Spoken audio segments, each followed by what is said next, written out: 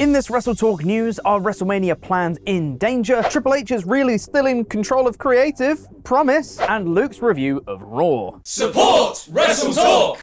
For all of WWE's faults over the years, January is usually a time for a bit of optimism and excitement among fans. Sadly, however, the fast emergent black cloud of Vince McMahon's return has truly sucked a lot of that good feeling right out of everyone's sails leading up to the event on January 28th. Don't worry, it's just a little Vince McMahon, it's still good, it's still good. Vince's return has now also raised question marks regarding a number of creative plans leading into WrestleMania 39 in Hollywood. Among these is, of course, The Rock's much-rumored familial showdown with Roman Reigns. While The Rock's Mania status has always been a bit up in the air, the question is whether the recent controversy surrounding Vince, and in particular the Saudi-led purchase of the company, be set to derail it altogether. According to Dave Meltzer on the latest Wrestling Observer Radio, the return of Vince to the company will have no impact whatsoever on The Rock showing up at Mania, despite all the allegations and investigations into his conduct. However, Meltzer says a potential sale to Saudi Arabia is a different story, suggesting that if the Saudi deal was to happen, it could potentially affect WWE and Johnson's working relationship. Although Meltzer again says that this is unlikely to affect Mania plans directly, given that the sale is unlikely to happen prior to April's two-night event. But crazier things have happened. According to Meltzer, The Rock's appearance at Mania is also in question due to him having to promote the XFL during Mania season. However, it is possible he could do both, depending on whether he's got time to train and get in-ring shape in the meantime. Importantly, Dwayne is still the bookmaker's joint favorite second to win the Rumble match along with Sami Zayn, only behind the returning Cody Rhodes, so it certainly can't be ruled out whatsoever. Sticking with the internal power struggle within WWE, and according to Fightful, Triple H held yet another talent meeting prior to last night's episode of Raw. The meeting reportedly seemed to echo the sentiments of the last one Trips held prior to SmackDown, with him once again reiterating to talent that he is firmly still leading creative for the company, which I'm sure will completely ease everyone's minds after Stephanie McMahon told everyone it's all fine, don't panic, and then resigned. And with more and more reports emerging that Vince McMahon is back and making suggestions behind the scenes already, with Fightful noting he's been telling certain WWE departments they were doing things wrong. He's coming back, isn't he? Dave Meltzer noted on Wrestling Observer Radio that there's a feeling backstage that Vince will want to be back on TV before long to get that big reaction, and confirmed that he'd returned to his office and was talking about things other than the sale. He went on to say that a lot of WWE talent are now nervous due to Vince having a very different creative outlook to Triple H. Vince has a very different eye and mind for talent than Paul Levesque, and there's a lot of guys there that Paul sees something in that Vince won't. We've seen a ton of returns since Triple H took over creative, specifically of those people that Tripp sees something in that Vince seemingly didn't. So I'm sure they're just having a great time right now. Just a wonderful time. Now hot tag to Luke. Thank you for your support on Patreon, the British Bulldog Philip Boyd J. Smith Jr. and Thomas the Prize Hooker Solazano. Get your own WrestleTalk news shoutout over at patreon.com/WrestleTalk. And now it's time for my review of Monday Night Raw, aka, although next week's show is actually the one to watch, so this is a bit of a filler episode, doesn't mean it has to feel like a filler episode of Monday Night Raw in about 5 minutes. This show opened with the Bloodline, minus Sami Zayn, so minus 5 stars once again, who promoted their match for next week when they defend the Raw Tag Team Championships and only the Raw titles, a point I missed last week, against the Judgment Day at Raw 30. In this promo, they also said that every member of the Bloodline will be on the show next week, which seems like a massive tease that The Rock is going to be at Raw 30.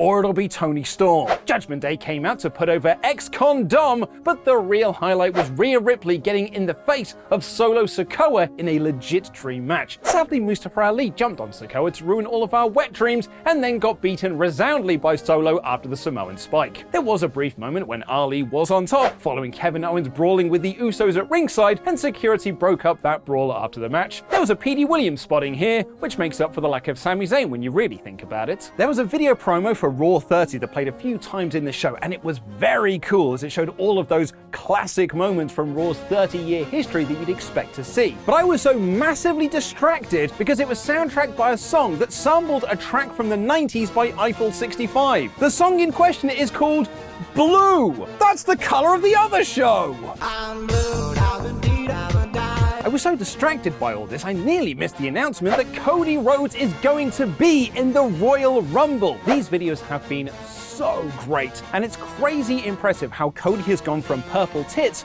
to a Rumble return in just 7 months. Street Profits beat Cedric Alexander and Shelton Benjamin despite interference from MVP, who then argued with him after the match. I think the finish was slightly blown as MVP interfered right in front of the referee and the commentators had to cover for it, but it does tell a nice story of MVP trying to put the band back together, even if not everyone is on the same page yet, and that will also play into the main event. And why not make this YouTube channel your main event by pressing that subscribe button and enabling notifications to always on? We have daily wrestling news videos, and we're frankly hilarious. Becky Lynch called out Bayley for an excellent promo segment that got off to a bit of a rocky start as they just talked over each other about what a Karen is. But when they got into the meat of the promo, their shared history of NXT, how Bayley feels that Becky stole her spot on the main roster and left her in developmental, although Becky argues that Bayley needed to stay there as a locker room leader, which is a true story by the way, this all got really, really great. Both women killed it on the mic, and it set up a cage match for next week, which Becky goaded Bayley into accepting.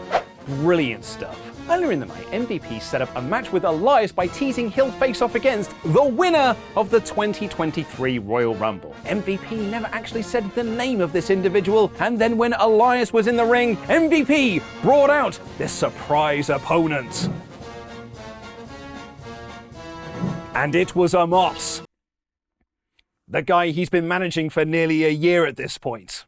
It was a bizarre setup and a payoff that got over like a fart in a church, as Amos quickly squashed Elias and no one cared. But again, this will play into the main event, so it at least did serve a purpose. After establishing that they're babyfaces now, Alpha Academy lost to Judgment Day in a decent little match designed to build the story for next week. Dom is the one tagging with Damian Priest in the title match, and he cannot win without Damian's help. Priest did everything here, including taking out Otis with the South of Heaven from the second rope and hit the same move on Gable so Dominic Mysterio could pin him. I love this team so much, and it's going to be really curious to see next week's show to see if they do take the Raw tag titles off the Usos. There's the obvious point of, why would they make it for only one set of titles if they weren't going to take the belts off them? But that is equally shot down by the logic of, because it made you think they were going to take the belts off of them. Either way, it has worked. Mia Yim pinned Io Sky and introduced that she's now friends with Candice LeRae to set up the next women's tag title feuds. I totally forgot those belts were a thing. Maybe Sasha was right all along. Bianca Belair called out Alexa Bliss and set up a title match at the Royal Rumble and brawled with her through the crowd. She was about to hit the KOD onto a couple of chairs but was distracted by Uncle Howdy, and Bliss knocked Belair out with a DDT on the floor. It was set up in this segment that Bliss can pick the stipulation for their title match at the Rumble, and this would suggest it will be a hardcore match or maybe even Falls Count Anywhere. Bronson Reed quickly squashed Akira Tozawa and got more over in one match than Amos has done in 2 years. And the main event was a 6-pack elimination challenge where the winner would get a US title shot next week against Austin Theory on Raw 30. Look, the winner here was fairly obvious as they'd set it up last week when Lashley laid out Theory, and commentary throughout this match kept talking about how Theory doesn't want to face Bobby Lashley. Rollins eliminated Miz, Dolph Ziggler and Finn Balor, while Lashley eliminated Baron Corbin, and then Lashley won. But while the winner of this was obvious, the more interesting thing here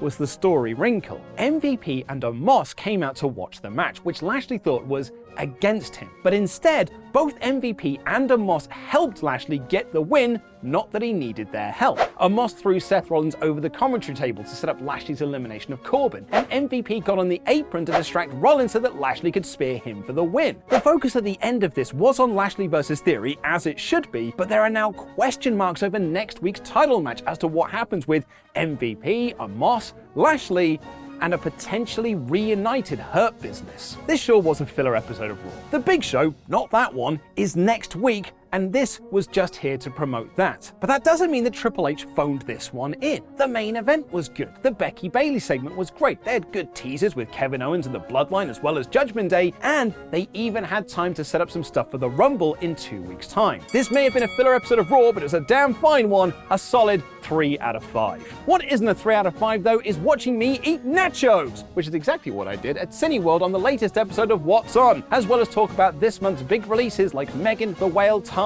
and more. Here's a clip.